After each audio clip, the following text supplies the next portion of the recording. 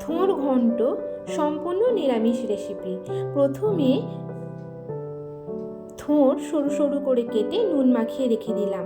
এবারে আলু ভেজে, তারপরে বেগুন, পেঁপে আবারও ভালো করে ভেজে নিলাম। এরপরে নুন মাখানো থোড়গুলো দিয়ে, এরপর চিনি, আদা জিরে বাটা, হলুদ গুঁড়ো, লঙ্কা গুঁড়ো, ভেজানো ছোলা দিয়ে ভালো করে ভেজে নিলাম। এরপর পরিমাণ মতো নুন, অল্প জল দিয়ে ভালো করে কষিয়ে ঢেকে রেখে দিলাম। ঢাকনা খুলে আবারও ভালো করে নেড়ে নিলাম। তারপরে নামানোর সময় ঘি দিয়ে নামিয়ে নিলাম। তৈরি হয়ে গেল নিরামিষ পদ।